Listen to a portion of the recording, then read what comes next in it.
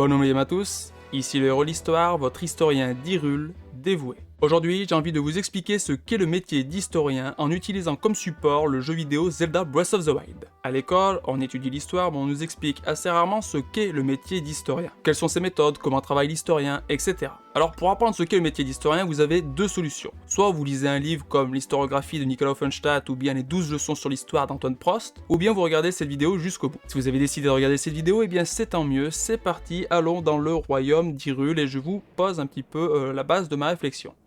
Je me suis dit que, imaginons que Link, quand il se réveille il y a 100 ans, avait pour objectif en fait de faire l'histoire de ces 100 années qui se sont écoulées. Donc Link en fait ce serait une sorte d'historien. Qu'aurait fait donc Link l'historien pour reconstituer l'histoire? Donc il se réveille, après 100 ans, il n'a souvenir de rien, il ne se souvient de plus rien. Donc il sort, voilà, il va sortir donc du sang. Donc là c'est le sanctuaire de la Renaissance, c'est là où le jeu commence. Moi évidemment le jeu je l'ai déjà fini, donc du coup je me contente juste de repartir d'ici. Alors bien sûr, il s'est mis à pleuvoir, c'est assez embêtant parce que je trouve que le jeu n'est pas très agréable quand il pleut. Voilà, donc j'ai fait mon feu, comme ça on a attendu, et il fait un petit peu meilleur dehors. Donc sortons du sanctuaire de la Renaissance, on découvre les lieux, ok. Jusqu'à présent, rien ne guide notre réflexion. Et justement, le travail de l'historien est toujours guidé par une question, un questionnement, une problématique. L'historien peut faire l'histoire de tout. Des objets du quotidien, de la guerre, des armes, quoi d'autre? L'histoire d'un lieu, l'histoire d'une croyance, l'histoire des religions, l'histoire des mentalités, l'histoire des émotions, des sentiments, du corps, etc. On peut vraiment faire l'histoire de tout. Ce n'est pas réservé à l'histoire, disons, l'histoire bataille, c'est-à-dire l'histoire des guerres. Voilà, l'historien peut vraiment s'intéresser à tout, à condition de poser un questionnement. Donc nous, pour guider notre réflexion, on va justement se poser une question. On va essayer d'établir une problématique, donc ça va être assez simple. Donc pour guider notre réflexion, on va se demander qu'est-ce qu'il s'est passé pendant les 100 années où Link était donc endormi. Plus particulièrement, qu'est-ce qu'il s'est passé dans le royaume d'Hyrule. Voilà. Donc le lieu géographique, c'est le royaume d'Hyrule. La période chronologique, c'est les 100 ans qui se sont écoulés. Donc maintenant que nous avons notre problématique, on sait ce qu'on cherche. Et comme on sait ce qu'on cherche, on va savoir où chercher. Et on va savoir ce qu'il faut retenir, ce qu'il ne faut pas retenir. Vous comprenez donc l'importance de la problématique, du questionnement, c'est de vraiment savoir où on va, dans quelle direction on va. Que si on fait une problématique trop large ou si on ne se pose pas de problématique, eh ben on risque de partir dans tous les sens et en fait on fera l'histoire de rien du tout. Pour faire l'histoire de quelque chose, il faut problématiser. Donc notre sujet c'est l'histoire d'Hyrule. Plus précisément, on problématise. Qu'est-ce qu'il s'est passé dans le royaume d'Hyrule pendant les 100 ans où Link était endormi? Alors, continuons maintenant qu'on sait où chercher et on va aller s'approcher donc de cette espèce d'église. En tout cas, on dirait une église. Est-ce que ça nous donne des informations? Ce qu'on voit en tout cas, c'est que ça a l'air plutôt abandonné. Il n'y a effectivement personne. Alors là, il y a quelque chose de très intéressant.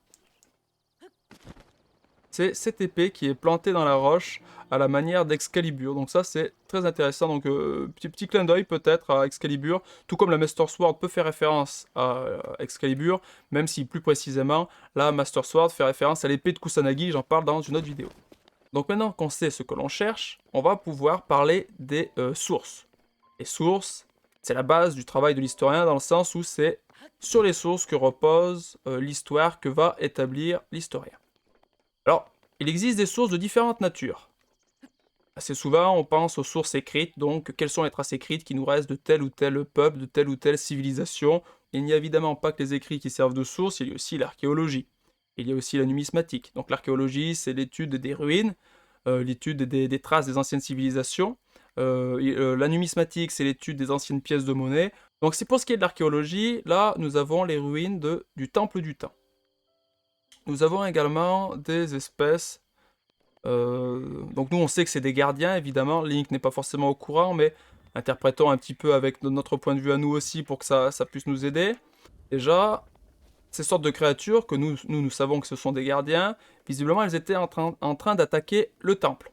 Cette trace archéologique nous donne un indice sur la nature de ce qui s'est passé pendant les 100 années qui sont écoulées. Donc on commence à deviner qu'il y a eu un conflit armé entre le royaume d'Hyrule et les gardiens.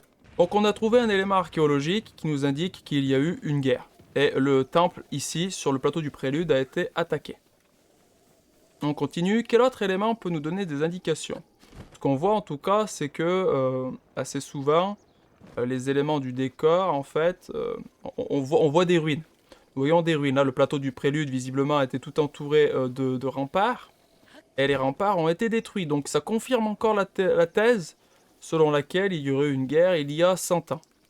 Et tout a l'air d'avoir eu lieu il y a longtemps, c'est à l'abandon, ça n'a pas été reconstruit, il y a la végétation qui commence à pousser dessus, donc on peut vraiment supposer avec insistance qu'il y a eu effectivement une guerre. Alors nous, on le sait qu'il y a eu une guerre, mais Link, en tant qu'historien, s'interroge, et continue de s'interroger donc. Donc il continue de chercher des sources. Et là, il voit clairement que les remparts du plateau du Prélude ont été détruits, en tout cas partiellement détruits. Donc ça confirme la théorie de la guerre, comme je vous le disais. Puisqu'il y a l'air d'avoir un élément remarquable dans le centre d'Hyrule, à savoir le château, on peut justement se diriger jusqu'au château d'Hyrule. Donc, pour aller un petit peu plus vite, ce qu'on peut faire, c'est, hop, on va se téléporter sur le tour de la plaine. Donc, dans les sources, comme je vous disais, il y a l'archéologie, les écrits anciens, il y a aussi les témoins. Est-ce qu'il reste des témoins d'il y a 100 ans? Link ne le sait pas, mais nous, on le sait. Il y a comme témoin de ce qui s'est passé il y a 100 ans, l'arbre Mojo. Donc on peut aller interroger l'arbre Mojo, qui nous donnerait des indications sur ce qui s'est passé il y a 100 ans. Nous savons qu'il y avait déjà Impa il y a 100 ans. Donc il y a deux personnages qu'on peut potentiellement interroger. Sautons et allons en direction du château. Dans le château, on pourrait potentiellement découvrir des vieux ouvrages, des vieux écrits, et on sait par exemple que Zelda a laissé un livre. Le journal intime de Zelda. Je ne sais pas si vous vous souvenez, dans une des tours du château, il y a le journal intime de Zelda. En tout cas, journal sur lequel elle écrit. Nous voici dans la bibliothèque du château d'Hyrule. Effectivement, si on avait besoin d'informations, il serait très intéressant d'aller consulter tous les livres. Il y a probablement des ouvrages qui sont liés à l'histoire d'Hyrule. Dans le jeu Zelda, on ne peut pas les lire à proprement parler, ces livres. Mais en tout cas, si Link avait besoin d'informations, il pouvait en trouver donc dans la bibliothèque du château d'Hyrule. Voilà, donc on continue, on va continuer de visiter le château. Et ce qu'on voit en tout cas, c'est que le château a effectivement été pris d'assaut par une armée de monstres, et que le château n'est plus habité maintenant par les Iliens. Il n'y a plus d'Iliens dans le château d'Hyrule, il a été abandonné, la famille royale visiblement n'est plus là. Alors là-bas on a une épée de glace qui est plantée, donc on voit qu'il y a eu quand même une lutte acharnée hein, visiblement, puisqu'il y a des débris un peu partout, il reste des monstres. Bon, très difficile de se promener dans le château d'Hyrule, il y a beaucoup de monstres, beaucoup d'ennemis. Donc maintenant on va continuer de chercher dans le château d'Hyrule, on va chercher la tour de Zelda pour aller lire son journal. Petit aparté, puisqu'on est dans la salle à manger du château d'Hyrule, si on se serait intéressé à que manger les Iliens dans le château d'Hyrule, donc les Iliens appartenant à l'aristocratie, on aurait très bien pu se poser une question. La problématique, ça aurait été que manger la famille royale et les aristocrates du royaume d'Hyrule il y a 100 ans. On aurait vraiment pu étudier ça et voir avec les restes d'aliments qu'il y avait sur les tables, se poser la question de savoir ce qu'ils mangeaient. Mais nous, c'est pas notre question c'est de savoir ce qui s'est passé il y a 100 ans. Donc on continue nos recherches pour aller trouver la fameuse tour de Zelda. Donc là, on est un petit peu dans l'embarras. Après avoir dû lutter contre divers monstres et divers gardiens, j'ai enfin trouvé la tour de Zelda, donc le lieu est appelé Étude de Zelda, et c'est ici qu'on va avoir des informations intéressantes. Donc Zelda faisait ses petites expériences ici, on voit que le laboratoire a été abandonné. Il y a pas mal d'éléments, et notamment le journal de compte-rendu de Zelda. En lisant le journal de la princesse Zelda, on découvre donc qu'il y a 100 ans, Zelda et la famille royale et les Iliens en général, en fait, préparaient la guerre contre le fléau Ganon, en prévoyant qu'il allait apparaître à nouveau. Donc partons du château d'Hyrule, maintenant qu'on sait que des recherches étaient menées il y a 100 ans pour combattre le fléau Ganon. Donc on a utilisé les traces archéologiques qu'on a découvertes, on sait qu'il y a eu la guerre puisqu'il n'y a qu'à regarder l'état du château pour le comprendre. Il y a encore les créatures comme les gardiens qui vivent encore dans le château. Il y a encore des créatures hostiles, donc on peut penser que les créatures hostiles se sont reproduites dans le château et ont continué d'y vivre à la place donc des Iliens. On a lu le journal de Zelda qui nous a permis d'établir le fait qu'il y a effectivement eu préparation d'une guerre, donc on peut comprendre qu'il y a effectivement eu la guerre il y a 100 ans, et on sait qu'il y avait une personne il y a 100 ans qui s'appelait Impa. Donc sachant cela, autre exemple de source, le témoignage. Donc quand il reste des personnes encore vivantes d'une époque, on peut tout à fait aller les interroger pour avoir un témoignage de ce qui s'est passé, à avoir leur vision des choses. Impa, donc, était là il y a 100 ans, et elle peut nous parler de ce qui s'est passé, justement, il y a 100 ans. On découvre même, du coup, que la princesse Zelda est encore en train de lutter contre Ganon, donc elle nous apprend pas mal de choses. Donc si Link était un historien, en discutant avec Impa, il sait maintenant qu'il y a 100 ans, Ganon a attaqué Hyrule. Que tout ce n'est pas déroulé comme prévu. Les préparatifs de la princesse et du royaume d'Hyrule n'ont servi finalement à rien puisqu'ils ont été vaincus. Donc grâce à Impa, on en apprend pas mal. On sait effectivement qu'il y a eu une guerre, on sait effectivement que le royaume d'Hyrule a chuté, mais que la princesse est encore vivante, elle est encore en vie, dans le château, et elle a bloqué Ganon. Elle a neutralisé Ganon. Mais pour combien de temps, on ne sait pas. Ça fait déjà 100 ans qu'elle est là-bas. Donc voilà, qu'est-ce qu'on peut dire d'autre? Que Link, du coup, c'est le héros. Donc Link prend conscience qu'il est le héros, effectivement, de cette prophétie, et qu'il y a une prophétie qui se répète. Donc on a appris pas mal de choses. Donc on a utilisé des sources archéologiques, des sources écrites, et là on vient d'utiliser un témoignage, une source vivante. Donc on pourrait très bien répéter ça en allant voir l'arbre Mojo, qui lui aussi pourrait nous donner des indications intéressantes et importantes sur ce qui s'est passé il y a 100 ans. Et maintenant que tout cela a été utilisé, on peut aussi avoir recours aux souvenirs de Link. On sait que Link va retrouver la mémoire petit à petit et chaque cinématique constitue un élément du passé.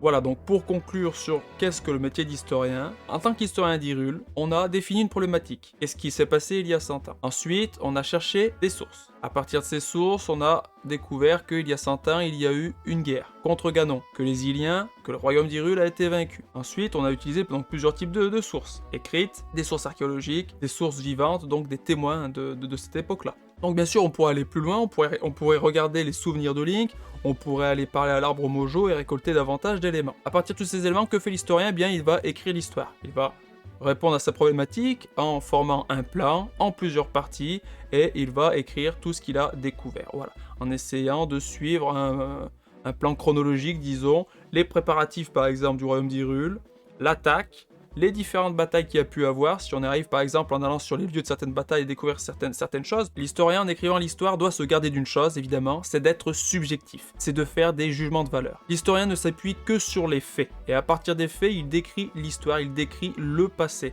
mais il ne fait pas de jugement de valeur, il ne dit pas ça c'est bien, ça c'est pas bien, ça c'est bon, ça c'est mauvais, ça c'est pas son rôle. L'historien n'est pas un juge, l'historien c'est comme une sorte d'enquêteur du passé qui va reconstituer les faits à partir des différents indices qu'il va trouver. Donc j'insiste là-dessus, l'historien ne juge pas. C'est-à-dire que là, dans l'histoire d'Hyrule, on va pas prendre parti pour Ganon ou pour le royaume d'Hyrule. Juste, on retranscrit les faits. L'historien tend vers l'objectivité, comme je l'expliquais. Il ne doit pas se sentir impliqué. Il doit mettre ses sentiments de côté. L'historien fait de l'histoire. Et ça, c'est important. Donc voilà, si vous voulez en apprendre davantage sur le métier d'historien, vous pouvez très bien aller lire l'historiographie de Nigel Offenstadt ou bien 12 leçons sur l'histoire d'Antoine Prost, comme je vous en parlais au tout début. Voilà, moi j'ai essayé de vous donner un petit exemple à partir du jeu Zelda Breath of the Wild. J'espère que cette vidéo vous a plu. N'hésitez pas à commenter, liker, partager la vidéo et puis à vous abonner si ce que je fais vous intéresse. Je vous invite à aller découvrir les autres vidéos que je propose sur ma chaîne YouTube. Et puis je vous dis à la prochaine fois. C'était le héros de l'histoire pour vous servir.